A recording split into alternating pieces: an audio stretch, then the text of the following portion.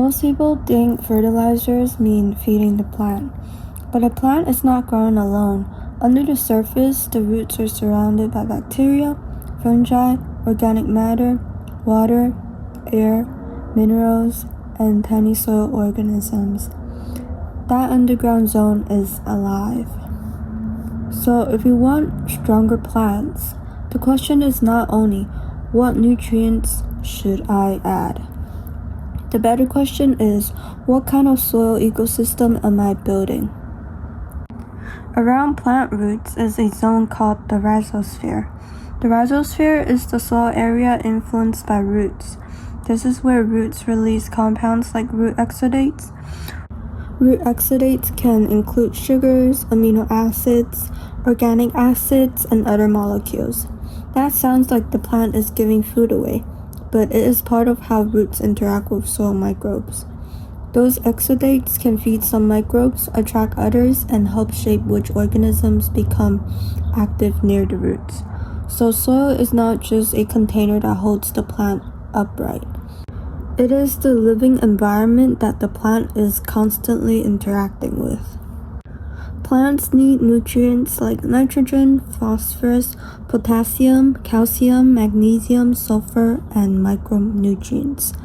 But many nutrients have to move through soil processes before plant can use them well. Bacteria and fungi help break down dead roots, leaves, compost, manure, and other organic materials. As organic matter decomposes, nutrients are released into forms plants can absorb. Plants absorb many nutrients as ions. That means the nutrient might come from compost, manure, mineral fertilizer, or weathered rock. But the plant still takes it up in a chemical form. This is why organic fertilizer is not magic, and mineral fertilizer is not automatically evil. The real difference is how each one affects the whole soil system. Some bacteria near roots are called plant growth promoting rhizobacteria. They can help plants in several ways. Some fix nitrogen, some can make phosphorus more available. Some produce siderophores, which are compounds that bind iron and affect iron availability. Some can produce or influence plant hormones, including auxins, cytokinin, and gibberellin. Those hormones can affect root growth and plant development. Some bacteria can also help plants indirectly by competing with pathogens and triggering plant defense responses. But here's the important part. Not every microbe is helpful. Some are neutral and some are pathogens. The goal is not to believe every microbe is good. The goal is to build a soil environment where beneficial and functional communities can survive and do their work. Fungi are another major part of the story.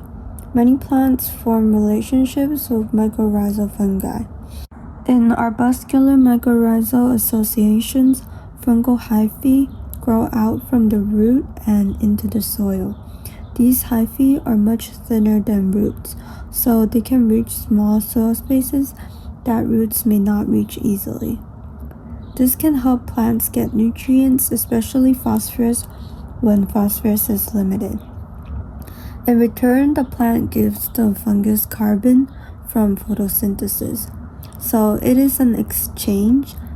The fungus expands the effective reach of the root system, and the plant pays with carbon.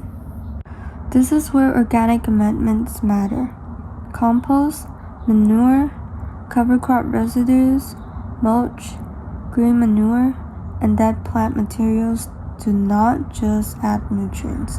They also add organic carbon. That carbon is food and habitat for soil organisms. It helps support microbe activity, decomposition, nutrient cycling, and soil structure. Organic matter can also help soil form aggregation. Aggregation creates pore spaces for water and air. Better structure can support drainage, water holding capacity, oxygen movement, and root growth. This is why feeding the soil can help feed the plant. Mineral fertilizer can still be helpful.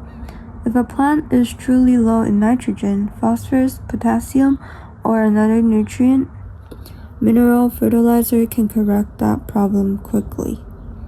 But mineral fertilizer mostly address chemical fertility. It usually does not add much organic carbon, and it does not replace compost, roots, fungi, bacteria, and soil structure.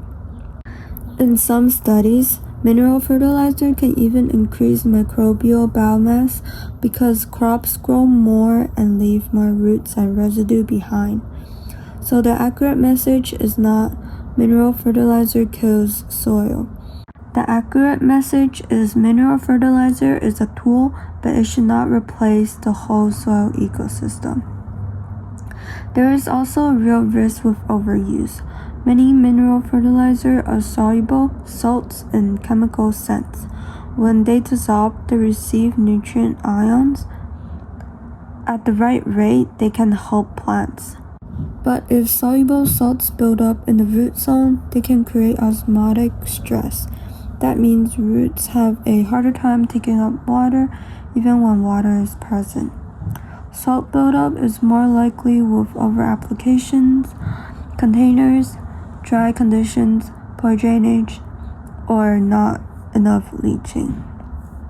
This is why more fertilizer is not always better. Long-term fertilizer choices can also affect soil pH. Some nitrogen fertilizers, especially ammonium-based fertilizers, can contribute to soil acidification through microbial processes such as nitrification. When pH changes, nutrient availability changes. Microbial communities can also shift because different organisms prefer different pH ranges. That is why soil tests matter. You cannot manage what you never check. In a garden or field, the goal is not to sterilize the soil. Sterile media can be useful in some lab or controlled growing situations, but healthy field soil is usually biologically active. A living soil can cycle nutrients, support roots, improve structure, regulate water, and help the plant respond to stress. That does not mean every organism is good.